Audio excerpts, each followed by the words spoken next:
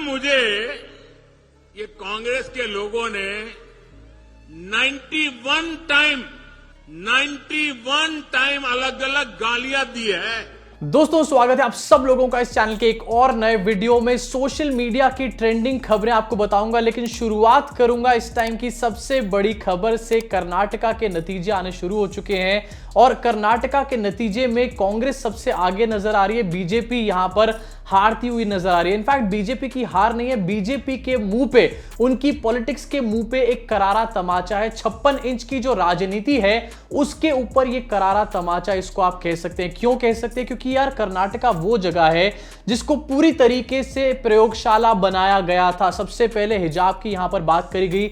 हिजाब छोड़ दीजिए, टेक्स्ट बुक्स के अंदर सावरकर को घुसेड़ा गया था। याद है आप लोगों को किस तरीके से कहा गया था कि सावरकर बुलबुल के परों पर इंडिया का भ्रमण करता है। उसके बाद हमने रिसेंटली यहां पर देखा कि मोदी जी ने चुनाव के अंदर बजरंग बली तक को इस्तेमाल करने का काम किया। अब ये हार देखने के बाद इसको अगर मैं बीजेपी की पॉलिटिक्स पे करारा तमाचा ना बोलूं तो और क्या बोलूं। इसी के साथ ये भी कहा जा सकता है कि बजरंग बली, जिनको चाय वाले 56 इंच के चचा इस्तेमाल कर रहे थे अपने कैंपेन के अंदर, उन्हीं ने शायद अपना गदा चला दिया है और भक्तों के पिछवाड़े पर बहुत तेज अपना गदा यहां पर मारने का काम किया है। ये ट्रेंड्स भी आपको बताऊंगा, लेकिन ट्रेंड्स बताने से पहले जरा भक्तों से पूछना चाहता हूं, क्यों भक्तों आ गया स्वाद? भाई इतने उछलने का काम कर रहे थे, रोज कहते थे कि अबे देख बीजेपी जीतेगी यहां पर, पौरुष शर्मा तू पूरी तरीके से झूठा साबित होगा।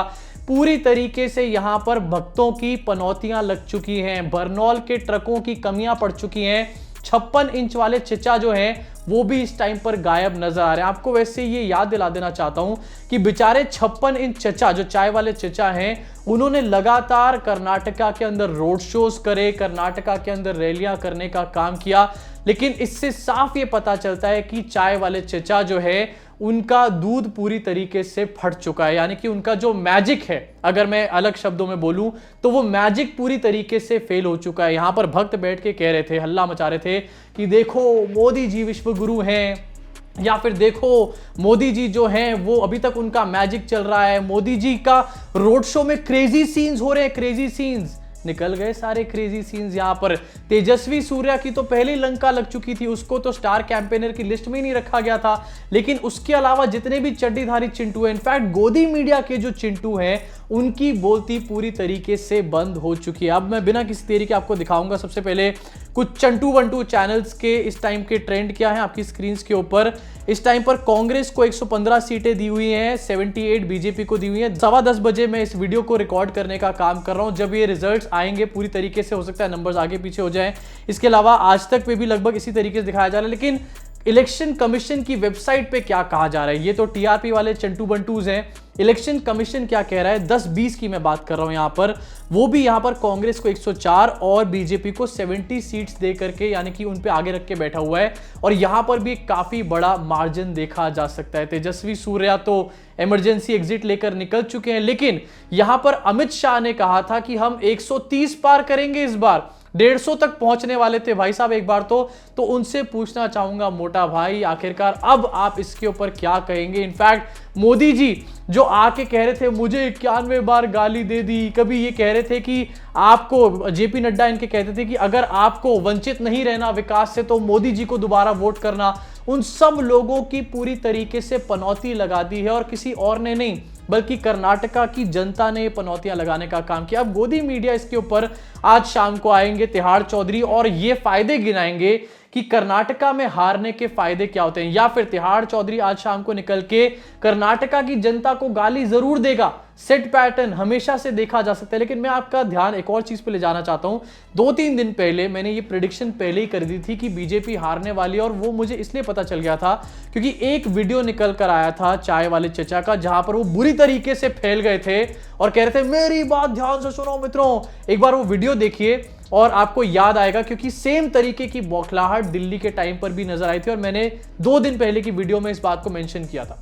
और ये सिर्फ कर्नाटका का विषय नहीं है, मैं पूरे हिंदुस्तान को कहना चाहता हूं, बड़ी पीड़ा के साथ कहना चाहता हूं, बड़े दर्द के साथ कहना चाहता हूं, मेरे प्यारे देशवासियों, मेरे एक एक कन्नडिगा को मेरी इस बात को बहुत गंभीरता से सुनना चाहिए।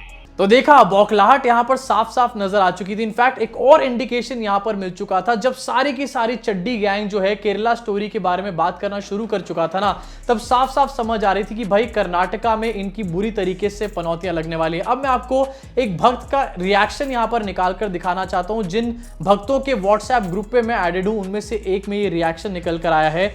और भाई एज यूजुअल इन्होंने यहां पर लोकल लीडरशिप को इसके लिए ब्लेम करना शुरू कर दिया है। Local leadership is required to win the state elections.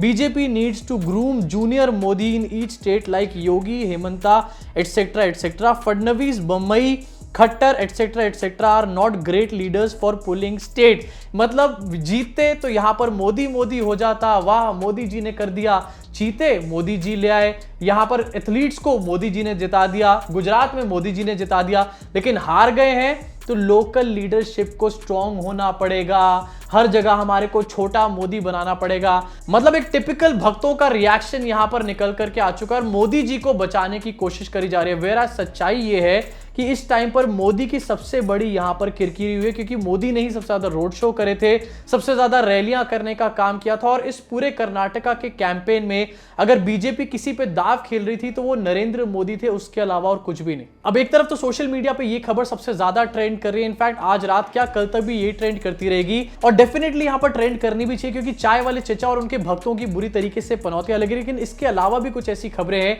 जो कि मैं आपको दिखाने का काम करूंगा और जहां पर फिर से जो चड्डी मीडिया और जो चड्डीदार चिंटू है पूरी तरीके से एक्सपोज होते नजर आ रहे हैं। एक और खबर आपकी स्क्रीन के ऊपर रखना चाहता हूं, कल रात को निकल कर आई, जहां पर पता चला कि समीर वानखेड़े जो है इनके घर पे रेड मारी जा रही है। एनसीबी के ऑफिसर समीर वानखेड़े, इनके ऊपर सीबीआई ने रेड मारने का काम किया और सीबीआई ने इनके ऊपर करप्शन के चार्जेस लगाए हैं। जी हां, वो समीर वानखेड़े जिसको एक टाइम पे गोदी मीडिया से लेकर बीजेपी, इनका आईटी सेल एक सबसे सच्चा, सबसे ईमानदार ऑफिसर बताते थे, आज इनकी अपनी सीबीआई ने उसको करप्ट बताने का काम कर दिया है। इनफैक्ट आपको ये भी अपडेट देना चाहूंगा आपकी स्क्रीन के ऊपर, CBI has booked IRS officer Sameer Wankhede for allegedly seeking 25 crore bribe for not framing Aryan Khan in drug bust case. यानी कि सबसे सच्चा, सबसे ईमानदार जो अधिकारी था वो आर्यन खान को बचाने के 25 करोड़ रुपए की डिमांड कर रहा था। सोचो कितना बड़ा ये आदमी करप्ट रहा होगा अपने आप में। अब पहले एक तरफ तो यहां पर एक बात क्लियर हो जाती है कि आर्यन खान को इसने फर्जी तरीके से फ्रेम करने का काम किया, उसके बाद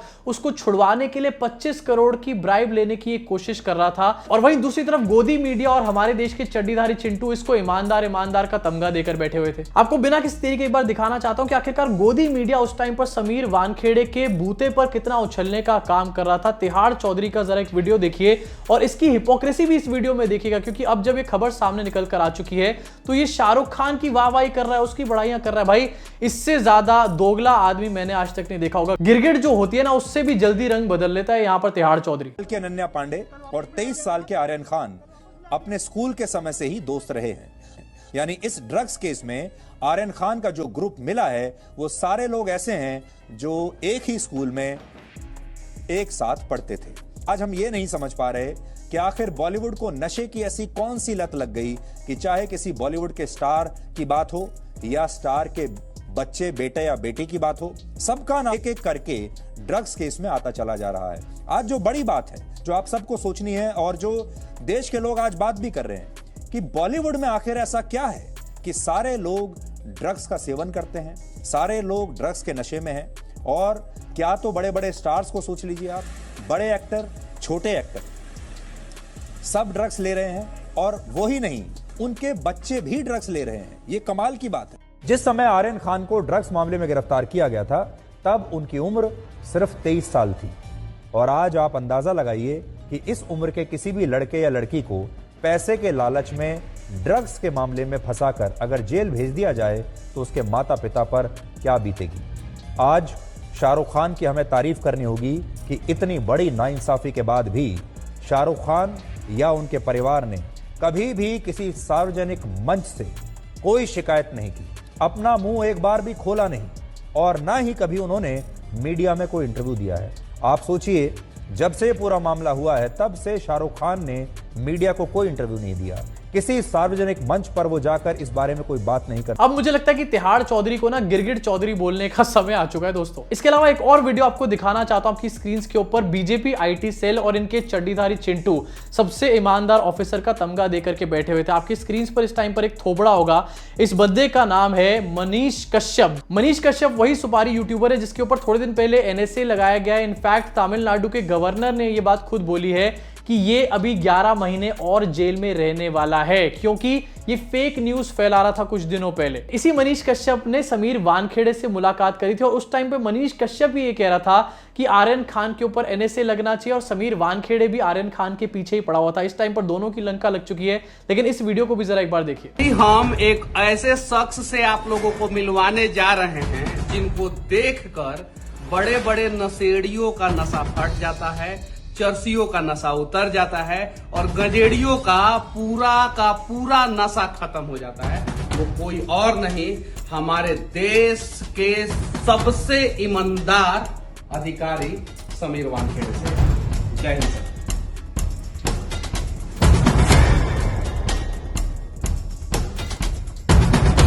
देखा आखिरकार किस तरीके से यहां पर समीर वानखेड़े की पूजा अर्चनाएं करी जा रही थी। इसके अलावा एक और बहुत बड़ा कनेक्शन यहां पर समीर वानखेड़े का दिखाना चाहता हूं और वो है संघी कनेक्शन। अपनी स्क्रीन पर आपको दिखाना चाहूंगा। कुछ ही दिनों पहले समीर वानखेड़े आरएसएस के नागपुर वाले मुख्यालय गया था। हाँ, वही वाला जहां पर कई सालों तक झंडा नहीं फहराया गया देश का। उसी मुख्यालय में जाकर समीर वानखेड़े ने दर्जनों फोटोज खिंचवाकर और उनको पोस्ट करने का काम किया था और वहां पर कुछ अधिकारियों से भी मीटिंग करी थी, जिससे साफ ये पता चलता है कि समीर वानखेड़े आरएसएस के लिए काम कर रहा था और आरएसएस ऐसे करप्ट लोगों को इस टाइम पर कहीं ना कहीं सिस्टम में बिठाए हुए बैठी है। अब ये करप्ट ऑफिसर था और ये आरएसएस से जुड़ा हुआ था, लेकिन ये यहां पर अकेला नहीं था। जरा आपको एक और खबर दिखा देना चाहता हूं। ये 3-4 दिन पहले की खबर है, सोशल मीडिया पे बहुत ज्यादा वायरल थी, लेकिन मैं आपको अभी इसलिए बता रहा हूं क्योंकि इस टाइम पर ये समीर वानखेड़े की खबर से पूरी तरीके से यहां पर मैच होती है। आपकी स्क्रीन पर दिखाना चाहता हूं।